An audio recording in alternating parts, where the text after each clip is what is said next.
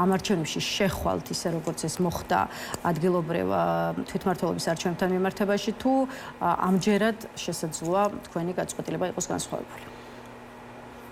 რა იქნება როგორ იქნება ამის პროგნოზირებას და მკითხაობას რაზე იქნება დამოკიდებული თქვენი რაც შეეხება არჩევნებში მონაწილეობას ბუნებრივია ჩვენ მანამდეც ვამბობდით და დღესაც იგივე აზრზე ვართ ჩვენ ხელისუფლების შეცვლის ერთადერთ გზას დღევანდელ მოცემულობაში ვხედავთ მხოლოდ მშვიდობიანად, მხოლოდ არჩევნების გზით და ბუნებრივია ნებისმიერ არჩევნებში რომელიც ჩვენ გველის წინ აუცილებლად მივიღებთ მონაწილეობას.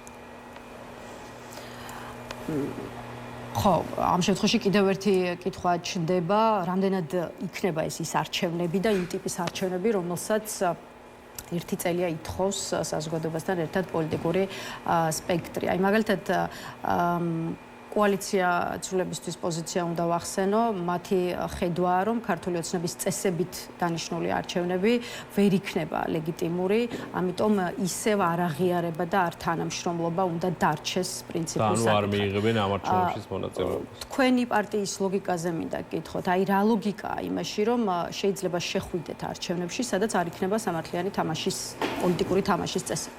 რაც შეეხება სამართლიან და თავისუფალ არჩევნებს, ჩვენ ასეთ არჩევნებში მონაწილეობა მივიღეთ მათ შორის სხვა ოპოზიციურმა პარტიებმა 2024 წელს საპარლამენტო არჩევნებზე და ალბათ არავის არ ქონდა იმის განცდა და იმის მოლოდინი, რომ ოცნება ჩაატარებდა იდეალურ თავისუფალ და სამართლიან არჩევნებს. ჯერ კიდევ წინასაარჩევნო კამპანიის დროს თვეებით ადრე ხედავდით იმ გაყალბების მექანიზმებს, რასაც ოცნება მიმართავდა.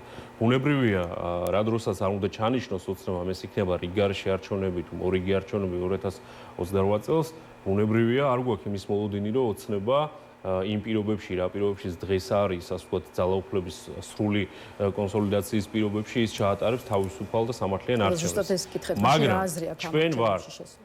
ჩვენ ვართ პოლიტიკურ ბრძოლაში ნებისმიერი პარტიისთვის, პარტია რომელიც ღებულობს პოლიტიკურ პროცესში მონაწილეობას, ეს არის ბრძოლა. რა თქმა უნდა, არჩევნებიც არის ბრძოლის ველი. მიუხედავად იმისა, რომ ეს არჩევნები იქნება, ასე ვთქვათ, არასამართლიანი, მათ შორის არ იქნება თავისუფალი, ჩვენ ყველა პარტიამ ყველა ევროპულმა დემოკრატიულმა პარტიამ უნდა იზრუნოს მაქსიმალურად დაარწმუნოს ამ მრჩეველი მიიღოს მონაწილეობა არჩევნებზე.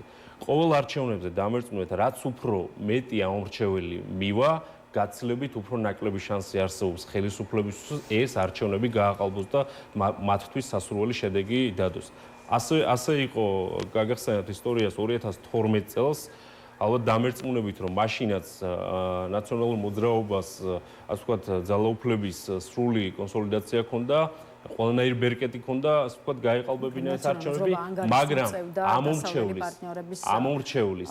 ამომრჩევლის აქტივობამ, ამომრჩევლის მაქსიმალურმა მობილიზებამ და გამოცხადებამ საარჩევნო უბნებზე მივიღეთ ის შედეგი, რა შედეგიც მივიღეთ. შესაბამისად, ჩვენ, რა თქმა უნდა, მედია საშუალებებმა, პარტიებმა ამომრჩეველს, ასე ვთქვათ, არ უნდა შეუქმნათ ის განცდა, რომ არჩევნებში მონაწილეობას არ აქვს არანაირი აზრი. პირიქით, ჩვენ უნდა ვიმუშაოთ ყოველდღიურად, ყოველწუთიერად იმისთვის, რომ ნებისმიერ ამომრჩეველს ჰქონდეს იმის განცდა, რომ მის ხმას აქვს გადამწყვეტი მნიშვნელობა, მის ხმას თუ ის მივა არჩევნებზე, დამერწმუნეთ, ვერ გააყალბებს, ასე ვთქვათ, ხელისუფლება. თავარია ამომრჩევლის მაქსიმალური მობილიზება და ამომრჩეველი მივიდეს არჩევნებზე.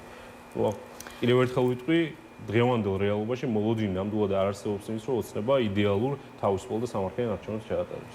კარგი, ბატონო გიგა, სხვა თემებსაც მინდა რომ შევეხოთ და აი ცოტა დრო ახლა ბრიუსელთან ურთიერთობებს დაუთმოთ, მით უფრო რომ ევროპელი პარტნიორების გაწყვეტილებით გადაიდო თუ გაუქმდა უფრო გადაიდო საქართველოს ევროკავშირის დიალოგის შეხვედრა, რომელიც ხვალ 21 ნოემბერს უნდა გამართულიყო. აი ქართული ოცნება ამბობს, რომ ეს არის დიალოგისგან გაქცევა და მეტიც ევროპულ სტრუქტურებს საქართველოს ხელისუფლების შანტაჟში ადანაშაულებს. აი ყველაფერი, რასაც ასე ვთქვათ, საგარეო ფლანგზე ვადევნებთ თვალს, არის თუ არა ჩიხი, საიდანაც გამოსავალი არ ჩანს და ამ კონტექსტში კიდევ ერთი კითხვაც ჩნდება, საერთოდ აქვს თუ არა ქვეყანას, რამდენად აქვს უფრო სწორად ქვეყანას საგარეო პოლიტიკა და თუ აქვს, მაშინ რა ქვია ამ პოლიტიკას? ჩვენს ევროპულ პარტნიორებთან, მათ შორის სტრატეგიულ პარტნიორებთან ოცნების დამოკიდებულება საზოგადოებისთვის ნათელია, რომ მიმართულია მხოლოდ იქითკენ, რომ რაც შეიძლება უფრო მეტად დააზიანონ და თავიანთი პროპაგანდით ამ კონკრეტულ საგარეო პოლიტიკაში თავისთავად ისევ და ისევ ევროპულ პარტნიორებს ადანაშაულებენ. მე აქვე გავიხსენებ ევროკავშირის გაფართოების სულ რამოდენიმე კვირის წინ ევროკომისიის შეფასებებს, სადაც ქვეყანა საქართველოს, რომელიც 5 წლის წინ ასოცირებული ტრიოს ლიდერი ქვეყანა იყო, ოცნების პოლიტიკის შედეგად ყველაზე უარეს და ნეგატიურ შედეგს და შეფასებას ღებულობს, ალბათ ისტორიაში არ ახსოვს ევროკავშირის ისტორიაში კანდიდატ წევრ ქვეყანას ასეთი წინსვლის შემდეგ ესეთი ნეგატიური შეფასება მიიღო. ეს არის ოცნების პოლიტიკის და იმ ანტიდემოკრატიული ქმედებების დამსახურება, რაც ბოლო წლების განმავლობაში მათ განახორციელეს მხოლოდ და მხოლოდ იმისთვის, რომ საკუთარი ძალაუფლება შეინარჩუნონ.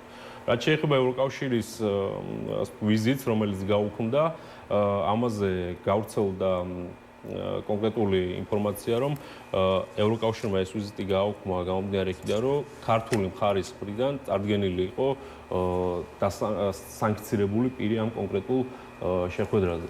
ჩვენ ამაზე, რა თქმა უნდა, მივმართეთ შესაბამის უწყებებს, გამოვითხოვთ უშუალოდ ინფორმაციას, ჩვენ არ გვაქვს ინფორმაცია, ვინ იყო ამ შემთხვევაში წარდგენილი, მაგრამ ხელისუფლებას უნდა იყოს კეთილგონიერება იმის, რომ როდესაც მსგავს, მით უმეტეს ესეთ დაძაბულ საგარეო პოლიტიკური ფონი გაქვს და მიდიხარ სტრატეგიულ პარტნიორთან ერთ-ერთ მნიშვნელოვან შეხვედრაზე, უნდა გეყოს იმის კეთილგონიერება, რომ დასანქცირებული პირი არ უნდა გაგზავნო ამ მსგავს შეხვედრაზე. შესაბამისად, პასუხისმგებლობა პირდაპირ ამ შემთხვევაშიც და რა თქმა უნდა ჩვენ სტრატეგიულ პარტნიორებთან გაფუჭებულ ურთიერთობაზე ეკისრება ოცნების ხელისუფლებას. კიდევ ერთი ევროპელ პარტნიორებთან ურთიერთობის კონტექსტში ქართული ოცნების უცვლელი მესიჯ ბოქსი ჯამში არის ის, რომ ბრიუსელი საქართველოში ხელისუფლების შეცვლას ცდილობს და მისი მიზანია ქვეყნის სათავეში კვლავ ნაციონალური მოძრაობის დაბრუნება, კოლექტიური კუბილიუსები ხელისუფლებაში კოლექტიური ნაცმოძრაობის დაბრუნებას ვერ ეღირსებიანო. გუშინ კიდევ ერთხელ გააკეთა ამის თაობაზე განცხადება ირაკლი კობახიძემ. მოდით დავსვათ ეს კითხვაც კიდევ ერთხელ, რა სურს ბრიუსელს თქვენი აზრით, რა არის მისი, ასე ვთქვათ, მიზანი, როცა საქმე ეხება საქართველოს და რამდენად შეიძლება ეს მიზანი უკავშირდებოდეს სწორედ ქართული ოცნების გაშვებას ხელისუფლებით. ბრიუსელს, ევროკავშირის შესაბამის ინსტიტუტებს, რომლებიც რა თქმა უნდა მწვავე განცხადებებით გამოირჩევიან, ეს განცხადებები მიემართება არა ჩვენს ქვეყანას, ეს განცხადებები მიემართება ოცნებას, რომელიც წლებია ჩვენ და სამწუხაროდ ანტიდემოკრატიულ მოქმედებებს მიმართავენ და მათი განცხადებების მთავარი მიზანი დამერწმუნეთ არის ჩვენს ქვეყანაში, ისევე როგორც ევროკავშირის და ევროპის სივრცეში არის დემოკრატიული ღირებულებების, დემოკრატიული ინსტიტუტების გაძლიერება და ამას სამწუხაროდ დღეს ოცნება ისევ და ისევ რომ თავიანთი პროპაგანდა გააძლიერონ, უპირისპირებენ თავიანთ ბინძურ პროპაგანდისტულ ნარატივს და ამ ყველაფერში პირიქით ადანაშაულებენ ევროპას, ევროპის შესაბამის ინსტიტუტებს, კონკრეტულ პირებს და ისინი მოსახლეობას არწმუნებენ აგრესიული პროპაგანდით იმაში, რომ ევროკავშირი მოქმედებს ჩვენი ქვეყნის ინტერესების წინააღმდეგ.